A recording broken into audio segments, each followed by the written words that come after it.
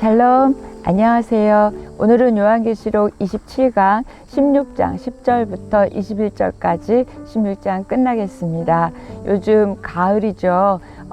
아름다운 가을 되시기를 축복합니다. 특히 요즘은 제가 일주일에 하나씩 올리고 있어서 여러분 충분히 밀리지 않고 읽으실 수 있고 들으실 수 있습니다.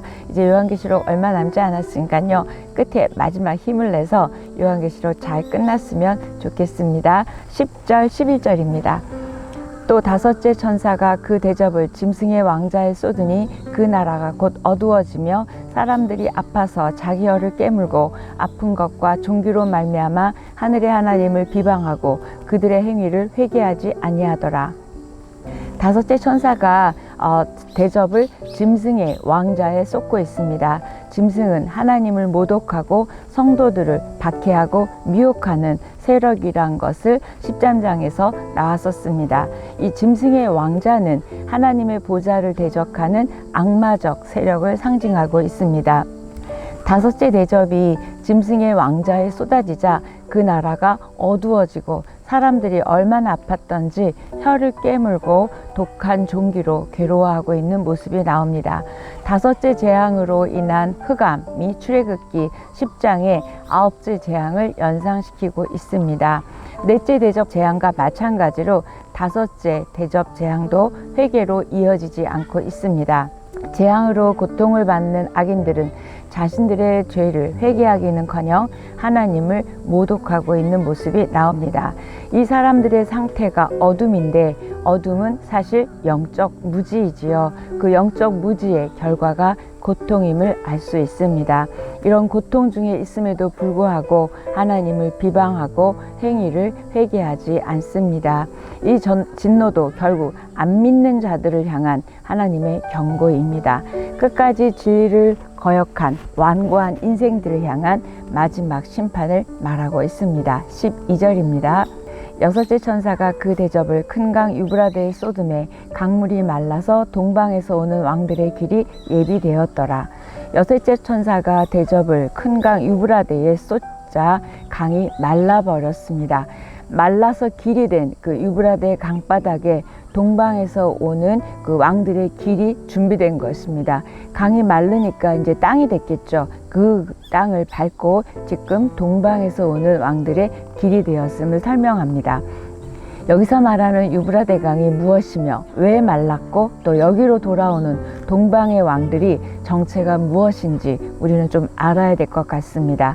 창세기 15장 18절을 보면 그날에 여호와께서 아브람과 더불어 언약을 세워 이르시되 내가 이 땅을 애굽 강에서부터 그 큰 강 유브라데까지 내 자손에게 주노니 하나님이 아브람에게 나라 지경을 큰 강 유브라데까지 설명해 주신 본문인데요. 이 유브라데는 이스라엘 북쪽 국경을 설명하고 있습니다. 또 이사야 11장 5절에도 보면 여호와께서 애굽 해만을 말리시고 그의 손을 유브라데 하수 위에 흔들어 뜨거운 바람을 일으켜 그 하수를 쳐 7갈래로 나누어 신을 신고 건너가게 하실 것이라.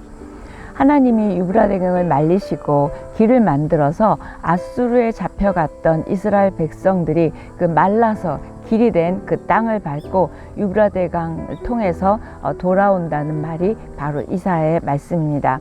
계시록에서는 지금 이 길을 통해서 동방의 왕들이 온다고 설명합니다. 그들이 유브라데를 통해서 들어오는 까닭은 이스라엘을 멸하기 위해서입니다. 유브라데 강은 어떤 때는 재앙의 통로가 되고 또 어떤 때는 하나님의 백성들이 돌아오는 회복의 통로가 되는 곳이 바로 유브라데 강입니다. 13절 14절입니다. 또 내가 보매 개구리 같은 새 더러운 영이 용의 입과 짐승의 입과 거짓 선지자의 입에서 나오니 그들은 귀신의 영이라 이적을 행하여 온 천하 왕들에게 가서 하나님 곧 전능하신 이의 큰 날에 있을 전쟁을 위하여 그들을 모으더라. 개구리처럼 생긴 더러운 그 영셋이 용의 입, 짐승의 입, 거짓 선지자의 입에서 나온다고 합니다. 밑줄 좀 걷으면 좋겠어요. 이들은 13장에서 등장한 용과 바다와 땅에서 나온 짐승들을 말하고 있습니다. 이 세 더러운 영은 악마의 영들인데요. 그들이 이적을 행함으로 하나님의 큰 날에 있을 그 전쟁을 위해서 새 왕들을 모으고 있습니다. 이렇게 하나님을 대적하는 세력의 뒤에는 사탄과 짐승이 있음을 보게 됩니다. 귀신들의 영에 의해서 소집된 이 열국의 왕들이 유브라데강 마른 바닥으로 지금 들어오고 있음을 볼 수 있고요. 사단을 위한 전쟁을 위해서 그들은 들어오고 있습니다. 교회와 하나님의 백성들을 공격하기 위해서 들어오는 모습을 상징하고 있습니다. 온 천하 왕들이 하나님을 대적하는 전쟁, 다시 말해서 아마겟돈 전쟁을 부추기는 실체적인 존재는 용, 짐승, 거짓 선지자라는 것을 알 수 있습니다. 이들에게서 나온 귀신의 영은 세상의 왕들을 부추겨서 어린 양과 싸울 대규모 군대를 만들고 있고요. 이 입에서 나온 게 무엇인지는 요한계시록에서 굉장히 중요한 문제입니다. 13장 11절에 의하면 짐승은 어린 양같이 두 뿔이 있으나 용처럼 말했다라는 부분이 있어요. 또 3장 9절에 의하면 거짓말하는 자들은 사단의 회당에 불과했다. 거짓말이 어디서 나오죠? 입에서 나오죠. 이게 바로 그 입에서 거짓말하는 자들을 사단에 속해 있음을 설명합니다. 21장 27절 또 22장 15절에 의하면 거짓말하는 자들은 새 예루살렘에 들어가지 못한다고 또 앞으로 설명할 것입니다. 반면에 예수 그리스도의 입에서 나오는 좌우의 날선 검은 심판하시는 하나님의 권능을 상징하고 있습니다. 지금도 사단의 관계로 이단 사이비들의 입을 통해서 또는 매스컴을 통해서 또 거짓 선지자나 거짓 목자들의 그 말과 행동을 통해서 하나님을 대적하는 세력들이 이게 모아지고 있고요. 규합되고 있습니다. 세상의 다양한 사상과 또 문화를 통해서 하나님의 진리를 대적하는 무리가 그들끼리 힘을 모으죠. 그러므로 이 말씀을 기준으로 진리가 아닌 것을 냉철하게 분별해내고 세상 문화에 물들지 않도록 깨어 기도하는 성도의 태도가 얼마나 중요한지 다시 한번 우리가 보게 됩니다. 15절 16절입니다. 보라, 내가 도둑같이 오리니 누구든지 깨어 자기 옷을 지켜 벌거벗고 다니지 아니하며 자기의 부끄러움을 보이지 아니하는 자는 복이 있도다. 새 영이 히브리어로 아마겟돈이라 하는 곳으로 왕들을 모으더라.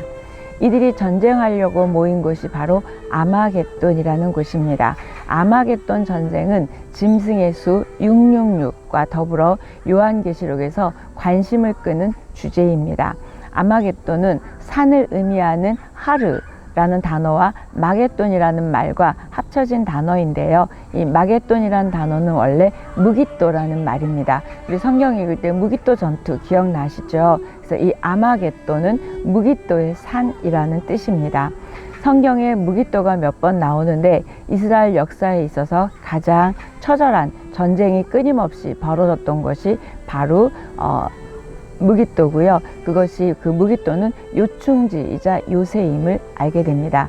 사사기 5장 19절에도 보면 왕들이 와서 싸울 때에 가나안 왕들이 무깃도 물가 다한악에서 싸웠으나 은을 탈취하지 못하였도다. 이렇게 중요한 전투에 무깃도가 나옵니다.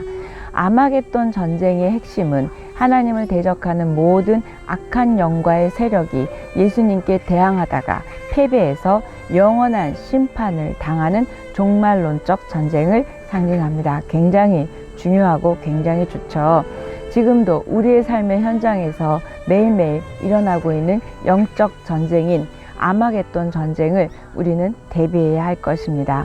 삶의 현장에서 믿음의 고백으로 승리하는 저와 여러분이 되기를 축복합니다. 여섯째 대접을 묘사하는 그 가운데 예수 그리스도께서 도둑같이 오시겠다는 경고의 말씀과 권면의 말씀을 보게 됩니다.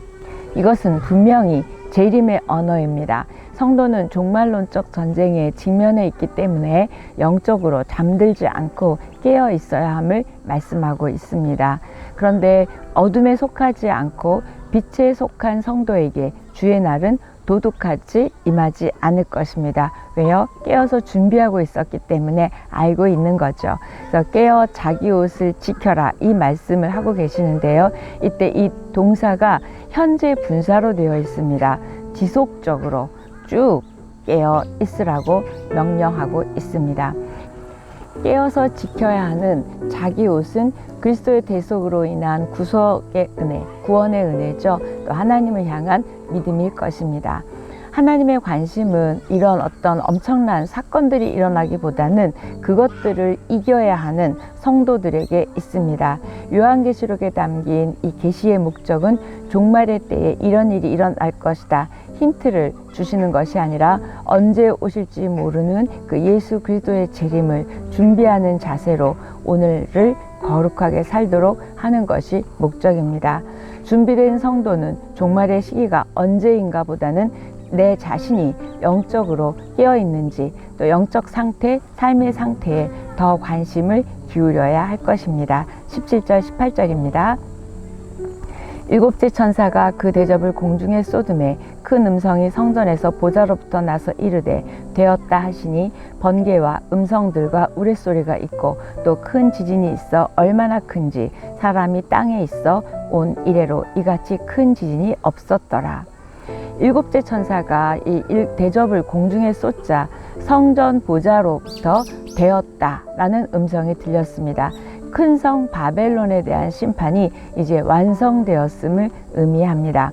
일곱째 대접 재앙으로 하나님의 뜻하신 심판이 완성되었다는 것입니다. 뒤이어 하나님의 위엄과 능력과 영광을 상징하는 번개, 음성, 우레소리와 더불어서 전대미문에 가장 강력한 지진이 발생하는 모습을 설명합니다. 아마겟돈에 모여 하나님의 백성을 치려던 자들이 번개와 음성과 우레와 지진으로 모두 파괴되었음을 알 수 있습니다. 19절에서 21절까지입니다. 큰 성이 세 갈래로 갈라지고 만국의 성들도 무너지니 큰 성 바벨론이 하나님 앞에 기억하신 바 되어 그의 맹렬한 진노의 포도주 잔을 받음에 각 섬도 없어지고 산악도 간데 없더라. 또 무게가 한 달란트나 되는 큰 우박이 하늘로부터 사람들에게 내림에 사람들이 그 우박의 재앙 때문에 하나님을 비방하니 그 재앙이 심히 크미러라. 유사일에 가장 강력한 지진으로 인해서 바벨론이 세 갈래로 갈라지고 만국의 성들이 무너지고 있습니다. 바벨론이 상징하는 것은 성도들을 박해한 로마 제국을 포함한 모든 하나님 없는 세상의 악의 세력들을 말하고 있습니다. 큰 성 바벨론이 멸망한 이유는 하나님의 맹렬한 진노의 심판을 받았기 때문이죠. 이때 세 갈래로 갈라졌다는 말은 회복이 불가능할 정도로 완전히 파괴되었음을 설명하고 있습니다.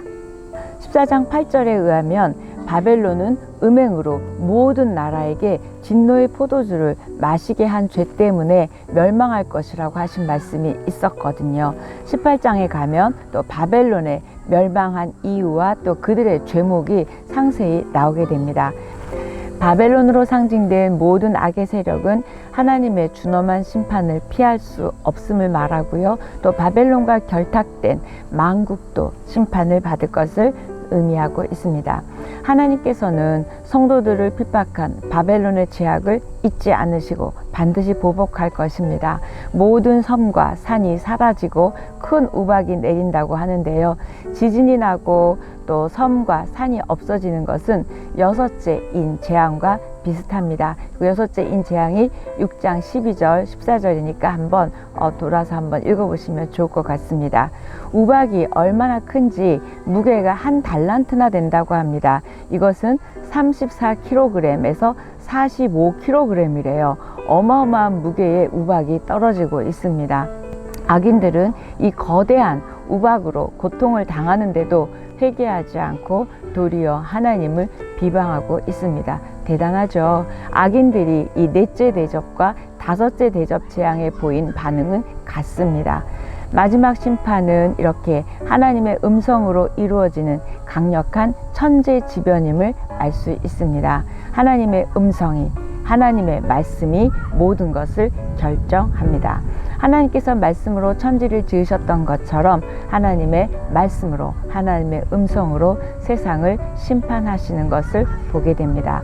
그러므로 저와 여러분에게 또 많은 사람들에게 하나님의 말씀은 세상의 처음이자 마지막이고요. 그 말씀이 우리를 살리고 그 말씀이 또 우리를 죽이는 것입니다.